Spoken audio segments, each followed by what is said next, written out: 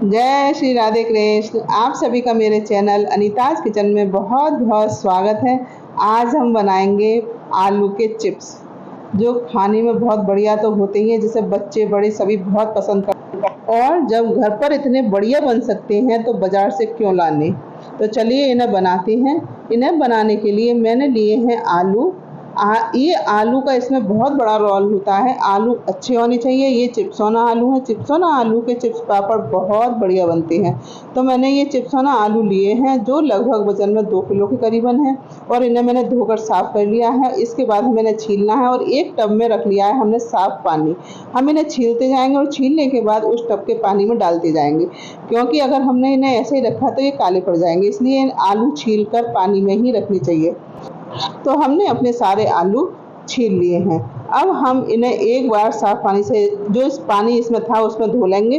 और धोने के बाद हमने एक भगोना लिया है बड़ा सा, उसमें भी पानी है, तो इसमें धो धोकर हमने उसमें डाल दिया है। यानी कि साफ पानी में हमारे आलू पड़े हुए हैं। तो हमने इस टब का पानी फेंक दिया और धोकर साफ कर इसमें थोड़ा सा पानी हमने और लिया है। अब हमें इसमें चिप्स जो हैं काटने हैं। तो ये चिप्स काटने वाली मशीन होती है या ग्रेटर होता है, आप जो भी चाहे वो समझ लीजिए। मैंने इसी में काटा है और मैं आलू गोलाई में काट रही हूँ। मैंने लंबाई में आलू नहीं काटे हैं। मैं आलू को हमेशा गोल काटती हूँ, जिससे अगर आलू बड़ा भी है तो चिप्स हमारे एक बराबर छोटे छोटे आएंगे। अगर बहुत बड़े बड़े चिप्स होते हैं तो उन्हें तलने के लिए भी बहुत ज़्यादा घी तेल की ज़रूरत होती है। इसलिए हमने ये मीडियम साइज़ के चिप्स बनाती हूँ। हम ये लंबाई में जिस तरह ऐसे काटते हैं तो हम इस तरह नहीं काटते। हम इनको खड़ा कर कर इस तरह गोल गोल चिप्स काटते हैं।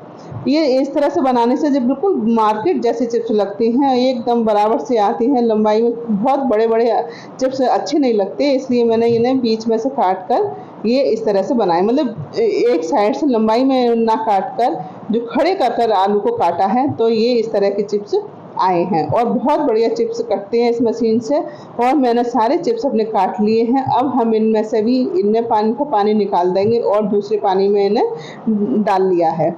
अब हमने एक बड़ा भगोना लिया है, उसमें पानी रखा है कम से कम आधा भगोना। मतलब इसकी कंसिस्टेंसी देखकर ही हमें पानी रखना है। और एक बार में बन जाए तो एक बार में, अगर 2 बार में बनने वाली हो तो 2 बार में बनाएं। ज़्यादा रिस्क इस चीज़ में ना उठाएं। गर्म भगोना होता है, बहुत ज़्यादा पानी होता है, तो उठाकर कहीं परेशानी में ना आ जाए। इसलिए थोड़े कम कम बनाएं। लेकिन मैंने इसे एक बार में बनाया है, इसलिए ज़्यादा बड़ा भगोना है। लेकिन मैं बहुत सावधानी से इसे करूँगी, लेकिन आप इसे अपने हिसाब से करें। तो मैंने अब जो है उसमें उधर पानी उबल रहा है और हमने इधर इनने ये पानी में से सारे चिप्स अपने निकाल लिए हैं। पानी खौल गया है और पानी में हमने नमक भी डाला था। नमक मैंने सेंधा डाला है, जिससे ये व्रत में भी खाए जा सके। आप चाहें तो इसमें नमक डालें या स्किप कर दें। सेंधा डालें या सादा नमक डालें, वो आप पर डिपेंड करता है। जिस तरह से भी डालें। इतने बड़े पानी के भगोने में मैंने 4-5 चम्मच भरकर नमक डाला था। और उबलते हुए पानी में ही इन्हें डालें और ज़्यादा देर हमें बनानी नहीं है। जैसे ही इसमें उबाल आएगा तो इसके ऊपर झाग आ जाती है, तो वो झाग हमने हटा दी है। अगर झाग नहीं हटाती हैं तो थोड़े से चिप्स जो है लेसपन ज़्यादा रहता है। जितना पानी इनमें से निकाल दिया जाए, जितने झाग निकाल दिए जाए, उतना स्टार्च इनका कम हो जाता है और चिप्स हमारे बहुत बढ़िया बनते हैं। और देखिए ये चिप्स गल गए हैं। तो मैं केवल एक उबाल आने का इंतजार कर रही हूँ। ज़्यादा हमें नहीं उबालनी है। ज़्यादा अगर उबल जाती हैं तो ये टूटने लगते हैं। तो हमने बस उबाल आने तक इन्हें देखना है। और ये इसमें थोड़ी क्वांटिटी में ज़्यादा है, लेकिन मैं फिर भी बहुत सावधानी से इन्हें करूँगी। लेकिन मैं बार बार फिर से दोहरा रही हूँ, आप अपने हिसाब से इन्हें बनाएं और इनके जो झाग हैं वो चाहें तो इन्हें निकालती जाएं। तो हमारे ये चिप्स बनकर तैयार हो गए हैं और हम गैस को करेंगे ऑफ। और हमने लिया है एक बड़ा बर्तन, जिसमें रखा है, आप कुछ भी ले सकते हैं। मैंने टब लिया है और उसके ऊपर रखा है स्टैंड पर चलनी रखी है।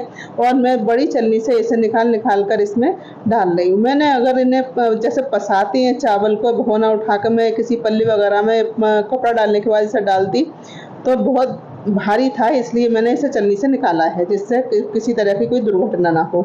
तो इस वजह से अब मैंने इन्हें जो है एक थाल में निकाल लिया है। जो टब में से चलनी निकालनी थी वो टब में से चलनी निकाल ली और एक थाल पर रख लिया। अब हम चलते हैं इन्हें फैलाने। तो मैंने एक बेड पर एक पन्नी बिछाई है। पन्नी के ऊपर मैंने 2 दुपट्टे डाले हैं और पंखे के नीचे ही मैंने सुखाऊंगी। मैं कभी भी धूप में चिप्स को नहीं सुखाती।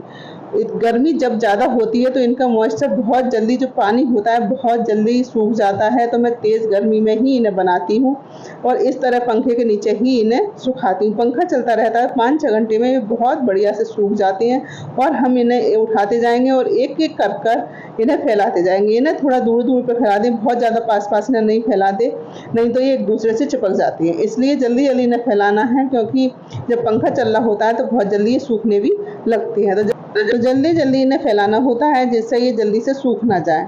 और ये हमारे सारे चिप्स फैल गए हैं। अब हम मिलते हैं आपसे 5-6 घंटे बाद। ये 5-6 घंटे में बहुत अच्छे से सूख जाएंगे, मतलब पूरी तरह नहीं सूखेंगे तो इनका मॉइस्चर बहुत ज़्यादा सूख जाएगा, कुछ ही थोड़ा बहुत ही इनमें गीलापन रह जाएगा, ना ये सूख चुके। और देखिए इस तरह से बड़े आसानी से ये छूट जाते हैं। इन्हें हमेशा सिल्कन कपड़े पर ही डालना चाहिए। अगर आपने कॉटन के कपड़े पर डाल दिया तो ये छूटने में बहुत ज़्यादा दिक्कत करेंगे। इसलिए जितना चिकना कपड़ा होगा उतने ही आसानी से बहुत बढ़िया ये सूख जाएंगे। और ना ही हम इन्हें पंखे उस पर पन्नी पर डालना चाहिए। पन्नी पर डालने से भी थोड़ी देर से सूखते हैं, क्योंकि इनका नीचे जो पन्नी होती है वो पसीजती है और जो कपड़ा होता है वो जल्दी जल्दी पंखे में सूख भी जाता है। इसलिए इन्हें कपड़े पर ही, चिकने कपड़े पर डालना चाहिए। तो अभी हमारे सूख गए और हमने निकाल लिया इन्हें टब में। और दूसरे दिन को मैं इन्हें देख रही हूँ, देखिए कितने बढ़िया बने हैं, बहुत बढ़िया चिप्स बनकर तैयार हुए हैं। और हम इन्हें थोड़े से निकाल लेंगे, थोड़े से निकाल कर इन्हें भूनेंगे, बाकी को हम उठाकर रख देंगे। जब मन करे तब आप इन्हें बना सकते हैं। ये आप 1-2 साल तक स्टोर कर इन्हें रख सकते हैं। ये बिल्कुल ख़राब नहीं होंगे, लेकिन एयर टाइट डिब्बे में इन्हें रखना चाहिए। तो अब हम इन्हें जो बचे हैं वो हम रख देंगे और हमने एक प्लेट में जो निकाली है वो हमने तलेंगे। तो हमने तला इन्हें सरसों के तेल में, गैस पर कढ़ाई रखकर तेल गरम किया है और उसमें हमने इन्हें तला है। और बहुत ज़्यादा तेज़ फ्लेम पर हमें इन्हें नहीं तलना है, मीडियम लो फ्लेम पर ही इन्हें तलना है, जिससे हमारी जले नहीं। ये बहुत जल्दी से जल जाती है, बहुत सावधानी से इन्हें तलना होता है। और मैंने ये तले हैं और देखिए कितने बढ़िया कलर आया है, बिल्कुल वाइट एकदम, किसी भी तरह का कोई चकत्ती नहीं, कोई कुछ नहीं। और लेकिन इन्हें बहुत धीमी आंच भी ना हो, मीडियम टू लो फ्लेम पर इन्हें सेकना। एक बार जब तेल गर्म हो जाता है उसके बाद इसे लो कर दें तो ये बहुत बढ़िया सिककर तैयार होती है, बहुत क्रिस्पी है, बहुत सॉफ्ट बनती है। इन्हें हर कोई खा सकता है, जो बुजुर्ग लोग होते हैं उन्हें खाने में दिक्कत होती है वो भी ये चिप्स खा सकते हैं। ये इतने सॉफ्ट होते हैं, मसूड़ों से भी खा ली जाए। तो जब इतनी बढ़िया चिप्स हमें घर में बन जाती हैं तो हम बाजार से क्यों लाएं। और देखिए कितने बढ़िया चिप्स बने हैं, कितना बढ़िया कलर है, कि देखने में बहुत ज़्यादा अच्छे हैं। हल्का नमक है, आप चाहें तो इसके ऊपर मसाला भी डाल सकते हैं, हमारे यहाँ इन्हें इसी तरह से पसंद किया जाता है, तो मैंने इनके ऊपर कुछ नहीं डाला है।